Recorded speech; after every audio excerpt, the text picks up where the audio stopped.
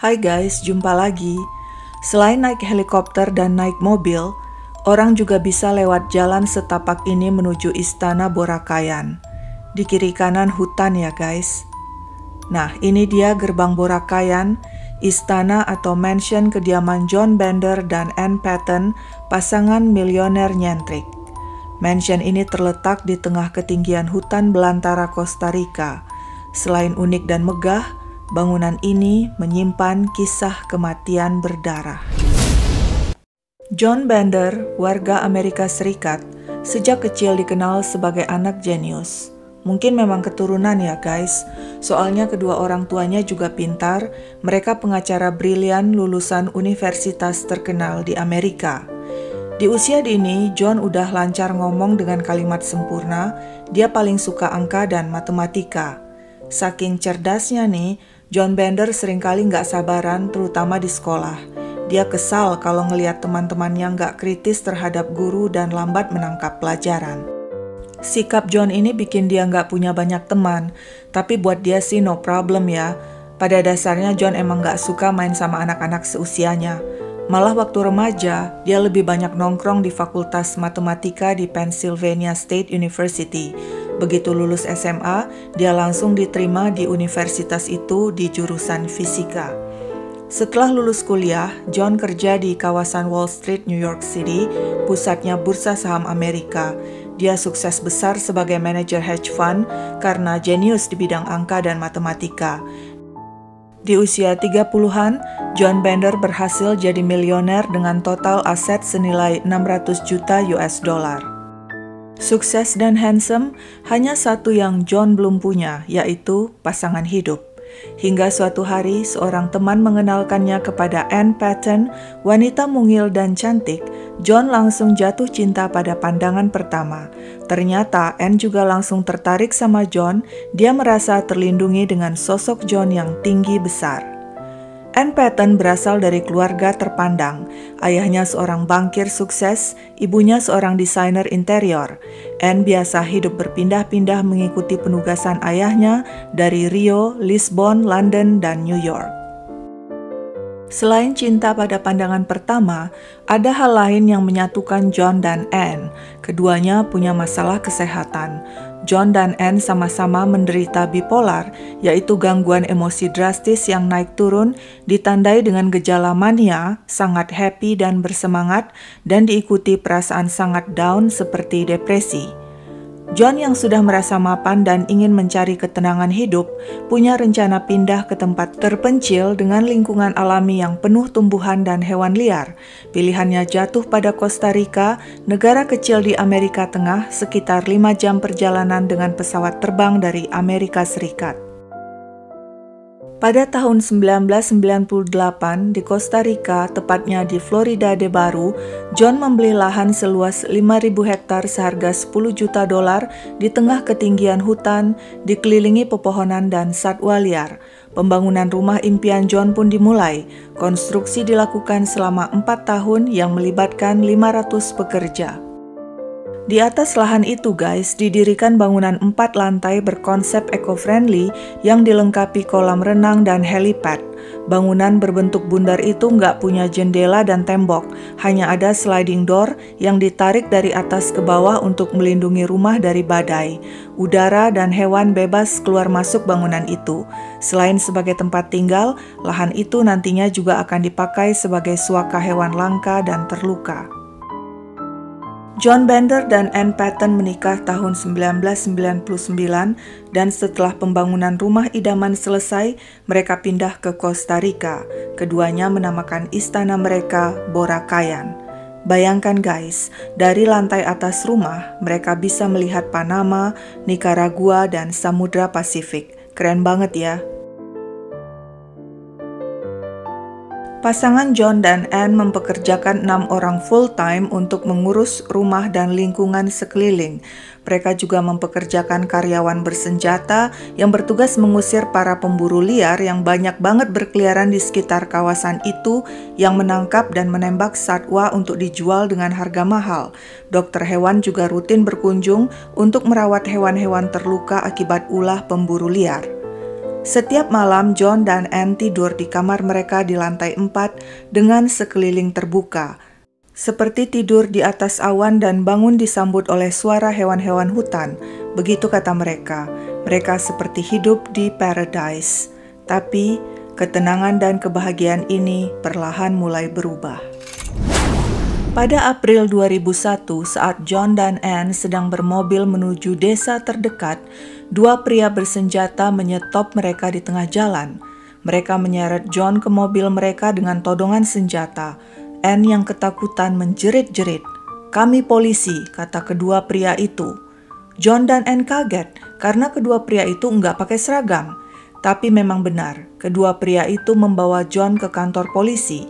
Ternyata penangkapan mereka berhubungan dengan sengketa hukum yang dihadapi John Bender dengan Joel Silverman, seorang manajer finansial di New York yang mengklaim John memiliki hutang bisnis padanya sebesar $500 juta.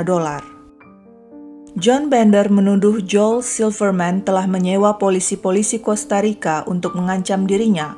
Saat itu sebenarnya guys, John sudah melepas kewarganegaraan Amerikanya untuk menghindari pajak Amerika yang tinggi dan dia sudah jadi warga negara Costa Rica. Meski sengketa hukum ini kemudian dapat dibereskan, tapi sudah jadi awal kekhawatiran John dan Anne bahwa gangguan membuntuti mereka bahkan sampai ke paradise sekalipun. Masalah lainnya, pasangan John dan Anne mulai dibenci beberapa kelompok di Costa Rica. Pemburu-pemburu liar marah pasangan itu melarang kegiatan mereka berburu satwa liar di hutan. Penduduk sekitar yang miskin juga mulai cemburu karena tidak semuanya bisa bekerja di Boracay. Kesehatan mental Anne semakin terganggu dengan masalah-masalah ini. Bersama John, Anne berlibur ke Kanada untuk menenangkan diri selama 3 bulan. Kemudian mereka kembali ke kediaman Boracay mereka di Costa Rica dan menyewa jasa pasukan paramiliter untuk melindungi mereka. Masalah timbul lagi pada 2002. Malam hari terjadi baku tembak antara paramiliter dan seorang penyelusup bersenjata yang berhasil melarikan diri. Anne stres berat. John juga ikut gelisah dan lambat laun jadi paranoid. Dia mulai membeli dan menimbun senjata di Boracay. Bagi John, Anne adalah segalanya. Tanpa henti dia mencari pengobatan untuk Anne yang makin sakit-sakitan. Anne suka ruangan terang untuk mengatasi moodnya yang naik turun. Demi Anne, John memborong 500-an lampu Tiffany yang mahal untuk menghiasi ruangan sekaligus memberi penerangan bagi Anne. Tahun 2008, John menaruh uangnya sebesar $90 juta dalam sebuah trust atau perwalian untuk melindungi dan menjamin asetnya. John menunjuk seorang trustee untuk mengurus uang tersebut yaitu Juan de Dios Alvarez, seorang pengacara. Sementara itu kesehatan Anne tambah buruk. Ternyata selain bipolar, Anne juga menderita Lyme disease. Penyakit ini disebabkan bakteri yang dibawa sejenis kutu. Lewat gigitan kutu, bakteri masuk ke tubuh manusia dan menyerang seluruh organ tubuh dan sistem syaraf. Akibat Lyme disease, Anne mulai sulit berjalan dan mulai memakai tongkat. John mengupayakan segala cara untuk kesembuhan Anne. Dia yakin sumber air di hutan bisa menyembuhkan istrinya. John juga meracik obat khusus yang setiap hari disuntikkan kepada Anne. Para pekerja di Boracay sering melihat John dengan penuh kasih sayang menggendong Anne yang ringkih dari satu ruangan ke ruangan lainnya. Pengabdian John pada Anne luar biasa. Anne adalah separuh jiwanya. Masalah yang campur aduk membuat kondisi mental John semakin terganggu. Dia tidak lagi membalas email dari orang tuanya di US. Dia semakin jarang bicara dengan karyawannya dan petugas keamanan yang menjaga Boracay. Dia hanya mau bicara dengan Anne. Moodnya naik turun dengan drastis. Kadang manik, kadang depresi. Yang benar-benar mengkhawatirkan, John mulai sering bicara tentang bunuh diri. Malam itu, 7 Januari 2010, Anne berada di kamar tidur di lantai 4. Tak lama kemudian, John masuk. Anne yang sudah separuh tidur mendengar John berkata, "Kau tidak tahu apa rasanya bangun dan melihat pasanganmu mati di sisimu." Anne yang memunggungi John berbalik dan melihat John menodongkan pistol ke kepalanya. Anne menjerit dan langsung bangkit berusaha merebut pistol dari tangan John. Gagal, Anne malah terdorong ke belakang. pistol meletus dan menembus kepala John. John terkulai bersimbah darah. Anne menjerit minta tolong. Petugas keamanan bergegas datang. Mereka melihat Anne berlutut, berlumur darah, sedang membelai tangan suaminya yang sudah tiada. Di lantai terlihat sepucuk pistol. Polisi segera dihubungi. TKP diperiksa, barang bukti dikumpulkan. Anne dibawa ke kantor polisi di kota terdekat di San Isidro de General. Dia memberikan kesaksian tentang aksi bunuh diri suaminya, John Bender. Karena syok dan kondisi fisik yang lemah karena penyakitnya, Anne dirawat di rumah sakit. Dr. Lizano, psikiaternya yang melihat kondisinya, kaget. Anne kurus, lemah dan pucat, beratnya hanya 35 kg. Sekujur tubuhnya penuh bisul, bilur, dan infeksi yang disebabkan bekas suntikan yang diberikan John padanya. Kondisi fisik dan psikis Anne kacau sekali. Pemulihan Anne di rumah sakit membutuhkan waktu 6 bulan. Sekeluar dari rumah sakit, dia menemukan borakayan, rumah kesayangan dia dan John serta harta benda mereka disita polisi. Tak cuma itu, uang mereka yang disimpan dalam bentuk trust diselewengkan oleh Juan de Dios Alvarez, pengacara kepercayaan mereka. Tapi itu belum apa-apa guys, dibandingkan penangkapan Anne. Ya, Anne Patton ditangkap polisi bulan Agustus 2011 atas dakwaan membunuh suaminya, John Bender. Jadi gini guys, berdasarkan investigasi polisi, ditemukan beberapa kejanggalan pada kematian John. Kejanggalan pertama, luka tembak menembus bagian belakang telinga kanan John, padahal John kidal. Bagaimana mungkin orang kidal menembak kepalanya di bagian kanan kepala? Kejanggalan kedua, peluru menembus bagian belakang telinga.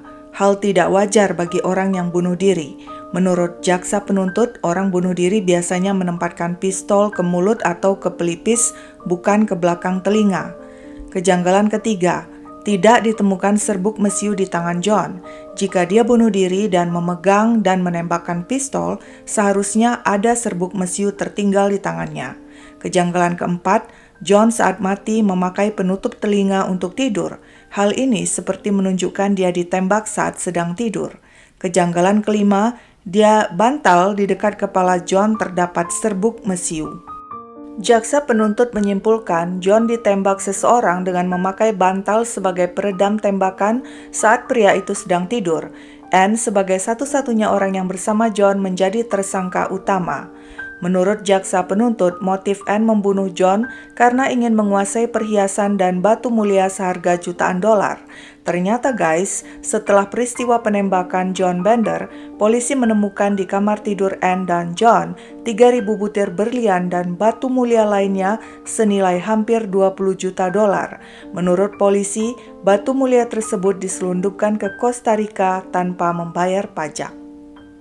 Semua bukti yang memberatkan ini disampaikan di sidang pertama. Anne tetap pada pendirian awal bahwa dia tidak membunuh John. John bunuh diri dengan menembak dirinya sendiri. Pengacara Anne mengatakan enggak ada motif bagi Anne untuk membunuh John. Selama ini meskipun sakit, hubungan Anne dan John baik-baik saja. Lagi pula Anne sangat lemah dan kurus karena penyakitnya. Tidak mungkin dia punya cukup tenaga untuk menembak John. Pembelaan pengacara Anne mampu meyakinkan hakim dan pada Agustus 2013, sidang membebaskan Anne dari dakwaan membunuh suaminya. Nah guys, masalah bukannya berakhir loh. Ini malah jadi permulaan drama pengadilan Anne Patton versus jaksa penuntut Costa Rica yang gak ada habis-habisnya hingga kini. Guys, setelah sidang memutuskan Anne bebas dari semua tuduhan, jaksa penuntut nggak terima sehingga mengajukan banding. Sidang kembali digelar dan pada Mei 2014, pengadilan menyatakan Anne bersalah membunuh suaminya John Bender dan dihukum 22 tahun penjara. Anne dijebloskan ke penjara di San Jose. Anne tidak tinggal diam. Dia kemudian banding dan pada bulan Februari 2015 pengadilan membatalkan hukuman Anne dan memerintahkan sidang baru. Pada September 2015 sidang digelar lagi dan pengadilan memutuskan Anne tidak bersalah. Tanpa menunggu lagi, Anne yang sudah bebas segera kembali ke Amerika Serikat. Apakah hidup Anne sudah tenang? Belum guys, karena jaksa penuntut nggak bisa juga menerima kebebasan Anne dan kembali mengajukan banding. Lalu pada Juni 2017, pengadilan lagi-lagi membatalkan pembebasan Anne dan memerintahkan sidang baru. Hingga tahun 2020, sidang belum juga digelar. Costa Rica masih mencari keberadaan Anne Patton yang sekarang berstatus buron. Konon katanya Anne masih berada di Amerika Serikat dan sudah pasti nggak akan sudi menginjakkan kaki lagi di Costa Rica, tempat yang pernah jadi kediaman ideal bagi dirinya dan almarhum suaminya John Bender. Paradise berubah tragis. Kisah mansion di tengah hutan Costa Rica sudah berakhir guys, jadi berakhir juga ceritaku. Jangan lupa subscribe, like, share, dan komen. Sampai jumpa di cerita lain.